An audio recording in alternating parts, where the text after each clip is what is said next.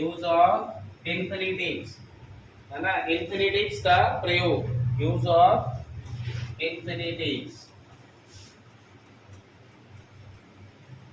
इसमें से ज्यादातर प्रयोग होगा आपको ट्रांसलेशन बनाने में, ठीक है। उसके बाद एग्जाम में ज्यादातर इनसे पूछा जाता है, इनका मदद आपको आगे के मिलेंगे, ठीक है। यूज ऑफ इंफिनिटिव, पहला यूज क्या है इंफिनिटिव का, आप इसको समझेंगे ध्यान से और इससे बहुत ज्यादा कोशिश करेंगे सीखने। यूज ऑफ इंफिनिटिव में पहला है आपका सब्जेक्ट लिखना है, सब्जेक्ट के बाद क्या हो जाएगा नो, फिर आपको क्या लिखना है हाउ, और फिर क्या लिखना है इंफिनिटी, ठीक है। Know plus how plus infinity. ये नो आपको बताओ यहाँ पे सिंगुलर वर्ब है या प्लूरल वर्ब है? ये नो सिंगुलर है यहाँ पर या प्लूरल है? प्लूरल है कि नहीं? आपको हमने कहा कि नाउन के जस्ट रिवर्स चलेगा।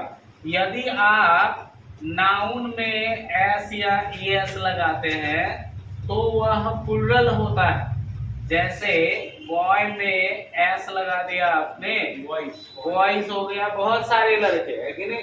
लेकिन आप यदि आपने वर्ब में एस या एस लगाया तो यह वर्ब आपका सिंगुलर हो जाएगा, सिंगुलर वर्ब हो जाएगा वो, है ना। तो यह विदाउट एस है तो प्लूरल वर्ब है। और आपको पता है प्लूरल सब्जेक्ट है, प्लूरल वर्ब है, तो उसके साथ सब्जेक्ट भी आपको क्या यूज करने हैं, प्लूरल। तो यहाँ पर कौन कौन सा सब्जेक्ट यूज हो सकता है आपका? एक तो एक्सेप्शनल आई है, वे है, यू है, दे है, और एक से अधिक नाम आ जाएगा या प्लूरल सब्जेक्ट आ जाएगा इस जगह पर, ठीक है। प्लूरल सब्जेक्ट, प्लूरल सब्जेक्ट में क्या क्या हो सकता है? जैसे मेरे माता पिता, है कि नहीं, एक से अधिक में अगर आ जाए, है कि नहीं, तो सब्जेक्ट के जगह आई, वे, यू, दे, या फिर क्या होगा प्लूरल। फॉर एग्जांपल समझते हैं हम लोग, है ना। इसमें से कोई एक सब्जेक्ट ले लिया, आई लिया, ठीक है, और क्या है आपका स्ट्रक्चर के अकॉर्डिंग क्या लिया, नो। फिर क्या है आपका हाउ। अब इन्फिनिटिव लिखना है, कोई भी इन्फिनिटिव टू के साथ फर्स्ट फॉर्म, ठीक है। टू लिखा और फिर क्या हो गया प्ले, पूरा सेंटेंस बन के तैयार है आपका। I know how to play. आप कह रहे हैं कि मैं खेलना जानता हूँ, मैं खेलना जानता हूँ, ठीक है। अगर एक्चुअल इसका ट्रांसलेट करे तो यह है मैं जानता हूँ कि कैसे खेला जाता है, हाउ टू प्ले। बट अंग्रेजों की भाषा है वो ऐसे ही यूज करता है कि नहीं। अब इस जगह के जैसे आप चेंज करते जाओगे वो चीज आप ऐसा बोल पाएंगे कि मैं जानता हूँ। अगर आप यह कहते हैं कि मैं तैरना जानता हूँ, I know how to swim, है कि नहीं। बस आपको इस वाले को क्या करना है, चेंज करना है। मैं बोलना जानता हूँ, I know how to speak, I know how to speak. मैं अंग्रेजी बोलना जानता हूँ, I know how to speak English. This is the very first use of infinitive, है ना। नोट करोगे जरा इसको।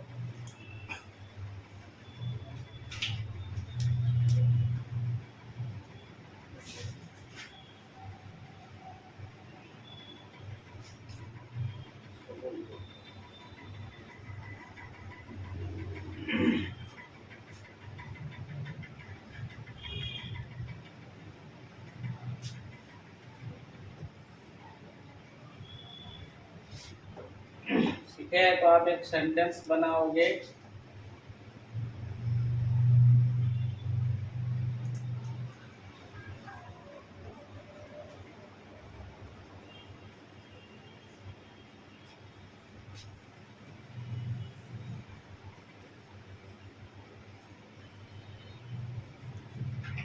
हम लोग अंग्रेजी बोलना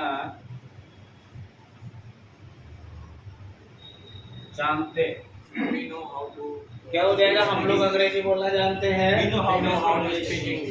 we know how to speak English.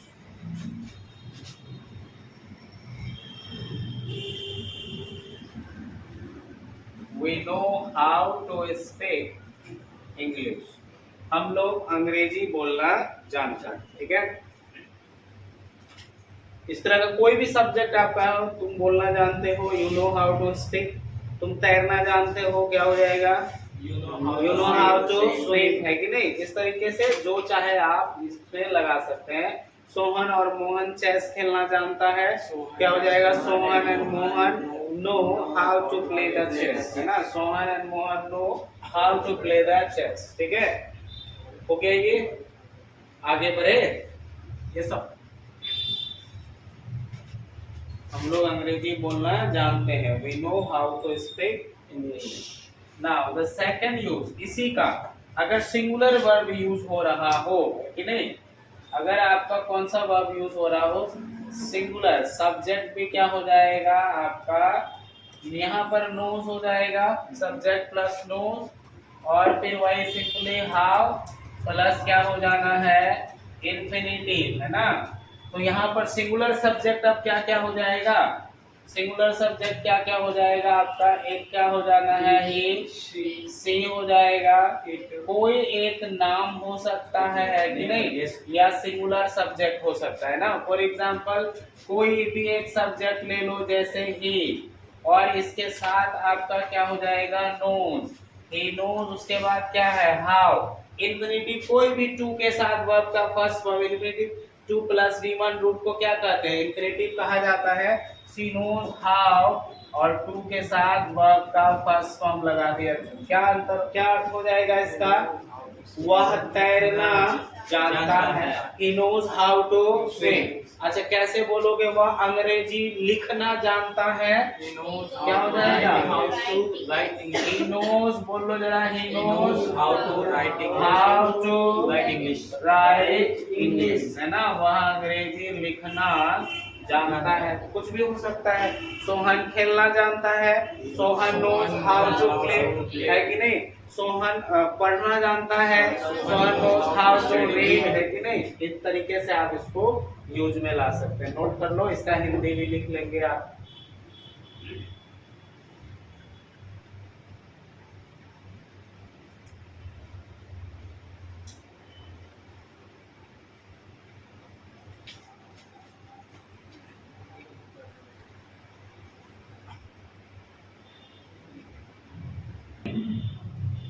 तीसरा है, अब यहाँ पे क्या है, आपका सब्जेक्ट है और इसी का पास्ट फॉर्म हो जाएगा। नो का सेकंड फॉर्म क्या है, न्यू, है ना? सब्जेक्ट प्लस न्यू, फिर सिंपली वही है आपका how plus infinitive, how plus infinitive, ठीक है? यहाँ पर आप सब्जेक्ट के जगह पर आप क्या लगाएंगे, क्या यूज करेंगे, बताओ जरा। यहाँ पर सारे सब्जेक्ट यूज हो जाएंगे, जितने सारे सब्जेक्ट हैं। पास्ट के साथ सिंगुलर प्लूरल करके कोई कंडीशन नहीं होता है। अगर आप कह रहे हैं मैं जानता था, आई न्यू, तुम जानते थे, यू न्यू, वह जानता है, ही न्यू, क्लियर है? सोहन जानता है, सोहन न्यू, वहां पर कोई स्पेसिफिक नहीं है। फॉर एग्जाम्पल अगर ऐसा लिखते हैं, I knew how to play the chess, है ना? मैं चेस खेलना जानता था पहले, ये अगर न्यू हो गया ना, मतलब पहले आप ऐसा करना जानते थे, ठीक है? तो कैसे बोलोगे, वह तैरना जानते थे, I knew how to swim, है ना? और कोई एक सेंटेंस में लिख रहा हूँ, आप बनाओगे, जरा उसको लिख लो, नोट करोगे।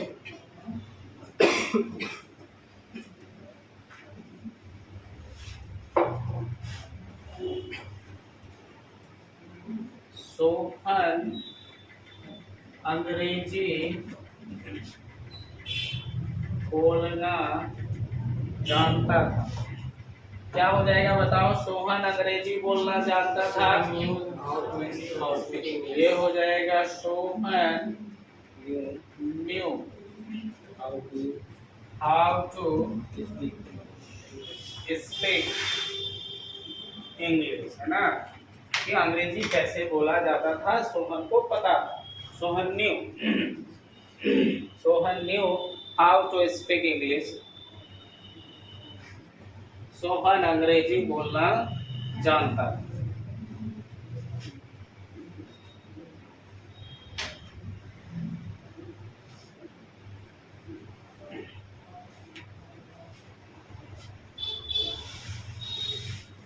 ये है तो इसका चौथा टाइप्स में चलता है, ठीक है? प्रेजेंट का हो गया, पास्ट हो गया, और फ्यूचर का हो जाएगा। सब्जेक्ट के बाद क्या होना है, सेल या विल लगा लोगे, है कि नहीं, सेल या विल प्लस क्या हो जाएगा, नो प्लस हाउ प्लस क्या होगा, बोलो, इन्फिनिटी, है कि नहीं।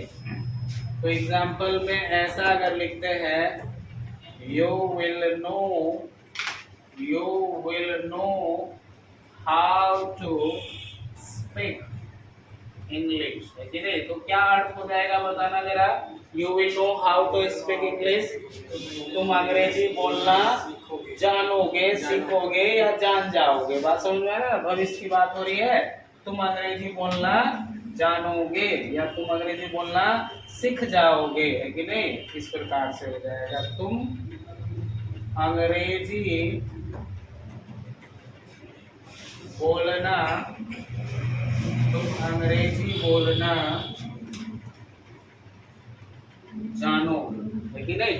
You will know how to speak English, you will know how to speak English.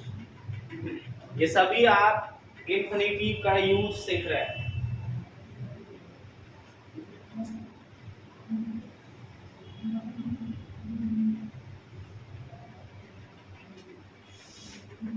इसमें और भी सेंटेंस आप खुद से प्रैक्टिस कर सकते हैं कि नहीं।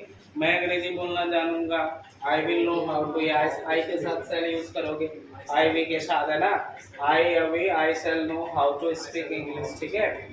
चलिए अब अगला यूज है इसका, इसका अगला कौन सा, फिफ्थ वन ना, अच्छा। इसमें हो जाएगा आपका सब्जेक्ट प्लस बी वर्ब। कौन सा वर्ब का बात कर रहे हो, बी वर्ब, है ना। जरा मुझे कॉपी में देख के बताओ, हमने पिछले क्लास में पढ़ाया क्लासिफिकेशन में, बी वर्ब में क्या क्या हो जाएगा, सब्जेक्ट प्लस बी वर्ब और क्या है, इंफिनिटिव, है ना। तो बताओ बी वर्ब में क्या क्या होगा, यहाँ is am are, very good. यहाँ पे बी वर्ब के जगह क्या होगा, इज होगा, एम होगा, आर। ये तो प्रेजेंट का हुआ। पास्ट में बी वर्ब क्या होता है, was और verb, was और verb। तो ये सब्जेक्ट के साथ आपको बी वर्ब का यूज करना है, फिर किसका यूज करना है, इन्फिनिटिव का, है कि नहीं। तो यहाँ सब्जेक्ट आपको पता है, इज के साथ सिंगुलर वाला सब्जेक्ट लगेगा, एम के लिए आई लगेगा, आर के लिए प्लूरल सब्जेक्ट लगेगा, was के लिए सिंगुलर सब्जेक्ट, और फिर वापस वर के लिए प्लूरल सब्जेक्ट, ठीक है। फिलहाल मैं आपको एक लेकर के चल रहा हूँ, यहाँ पर क्या आई ले लेते हैं इसमें से, ठीक है। आई लेंगे तो फिर बी वर्ब में से क्या हो जाएगा, एम। और इधर इन्फिनिटिव का मतलब हो गया टू के साथ कोई भी वर्ब का फर्स्ट फॉर्म, है ना, टू प्लस बी वर्ब के रूप को इन्फिनिटिव कहते हैं। आई एम टू प्ले, क्या हो गया sentence, I am to play. इसका मतलब हो गया मैं खेलने वाला हूँ। स्पोकन में भी हमने आपको सिखाया था कि नहीं, मैं खेलने वाला हूँ मतलब खेलने वाला खिलाड़ी नहीं, कुछ देर के बाद मैं ऐसा करने वाला हूँ, ठीक है। आई एम टू प्ले, मैं खेलने वाला हूँ। जरा बताओगे कि तुम जाने वाले हो का अंग्रेजी क्या हो जाएगा, तुम जाने वाले हो क्या हो जाएगा, यू आर, यू होगा, इसके साथ क्या लगेगा, आर। वर्तमान की बात हो रही है ना। कैसे कहोगे कि आप दिल्ली जाने वाले थे, आप दिल्ली जाने वाले थे, क्या हो जाएगा, हाँ। तो यहाँ पे यू हो जाएगा पास्ट के लिए verb, you were to go, है ना। और ये टू डेस्टिनेशन के लिए हो जाएगा, है कि नहीं, you were to go to Delhi, है ना। डबल टू का प्रयोग होगा, एक इन्फिनिटिव के लिए है और दूसरा डेस्टिनेशन।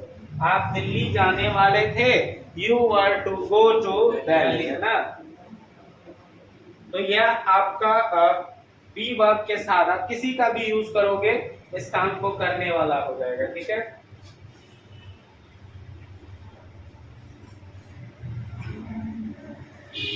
पहले का डी कैपिटल लिखेंगे कि नहीं, कोई भी प्रॉपर नाउन हो, चाहे वाक्य के शुरू में हो, बीच में हो, लास्ट में हो, आप उसको कैपिटल में ही लिखेंगे, ठीक है।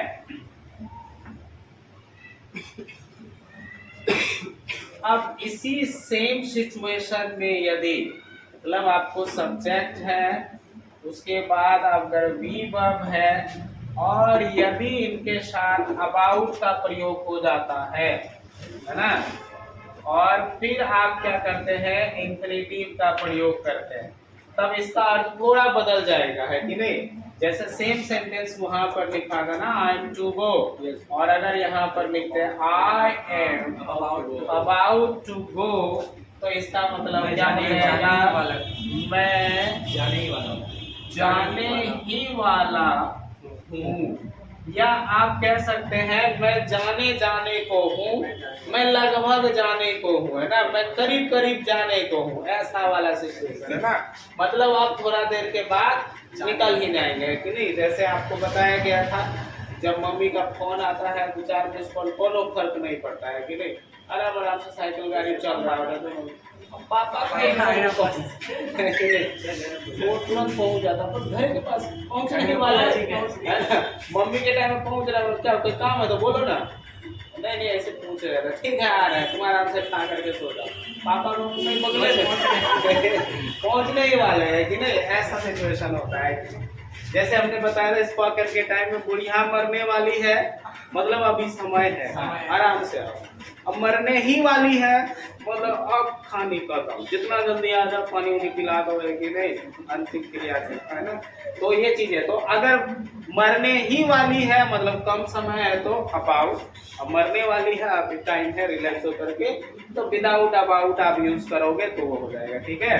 तो मैं जाने वाला हूँ, आई एम टू गो, मैं जाने ही वाला हूँ, I am about to go. अच्छा, गाड़ी खुलने वाली है, ट्रेन खुलने वाली है, the train is to start, the train is to start, और ट्रेन खुलने ही वाली है, the train is about to start, train खुलने ही वाली थी, the train was about to start, खुलने ही वाली थी कि वही पहुंच गए, है कि नहीं, नहीं तो छूट जाते हैं, कि नहीं।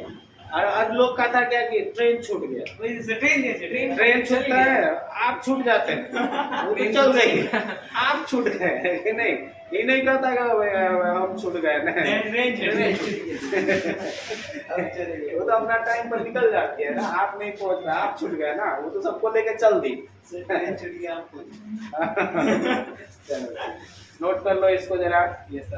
अबाउट मतलब इसका 3 हिंदी हो जाएगा, मैं जाने ही वाला हूँ, मैं करीब जाने को हूँ, हाँ मैं लगभग जाने को हूँ, या इसी का हो जाएगा मैं करीब करीब जाने को हूँ, मैं करीब करीब जाने को, ठीक है, अबाउट के लिए। ये है आपका यूसेज ऑफ इन्फिनिटिव, है ना, समझ में आ रहा है ना, बड़ा डिटेल। आप देखो, आपने वर्ब पढ़ा था ऊपर, ये हम लोग कौन सा सेक्शन में पढ़ रहे हैं, वर्ब का टाइप्स में, है कि नहीं, मेन वर्ब के सेक्शन में जो नॉन फाइनाइट है वहां पर। यस, नॉन फाइनाइट का जो पहला पार्ट है इन्फिनिटिव, उसको सीख रहे हैं, ठीक है। ये हो गया, आगे बढ़े। आगे अगर हम लोग सीखते हैं तो सेम सिचुएशन है आपका हैज हैव के साथ, है कि नहीं, 7 और 8। तो सब्जेक्ट है 7, इसके साथ क्या है, हैज हैव, और यदि इनके साथ आप इन्फिनिटिव का प्रयोग करते हैं, सब्जेक्ट और हैज हैव, पता है आपको हैज किनके साथ यूज होती है, ये सिंगुलर है, सिंगुलर के साथ होगा, जैसे ही होगा, सी होगा, और कोई सिंगल नाम हो उनके साथ। ये प्लुरल है, आई के साथ होता है, वी के साथ होता है, यू के साथ होता है, और दे के साथ, है ना। फॉर एग्जाम्पल अगर ऐसा लिखे कि इसके साथ क्या हो जाएगा, हैव, इन्फिनिटिव, टू राइट लिख दिया, he has to write a letter, है ना। तो क्या मतलब हो जाएगा कि उसे एक पत्र लिखना है ना, लिखना है, या कंपल्सन कह लो, या ऐसा वो ड्यूटी बस करता है। जैसे आप कहते हैं यार मुझे पढ़ना है, बहुत मास्टर दिया मुझे, क्या करेंगे, पढ़ना, आई हैव टू रीड, है ना। ये वाला हो जाएगा, उसे एक पत्र लिखना है, ये क्या हो जाएगा, उसे एक पत्र लिखना है ना। और अगर मैं यह कहता हूँ आई हैव टू रीड, तो इसका मतलब मुझे पढ़ना है, मुझे पढ़ना पड़ता है। आई हैव टू रीड है कि नहीं, नोट करोगे जरा इसको। आई हैव टू रीड, मुझे पढ़ना है या मुझे पढ़ना पड़ता है। उसे जाना है, क्या बोलोगे, he has to go, है कि नहीं। उसे सोना है, he has to sleep। मेरे पिताजी को आना है, my father has to come, है कि नहीं। नोट करोगे।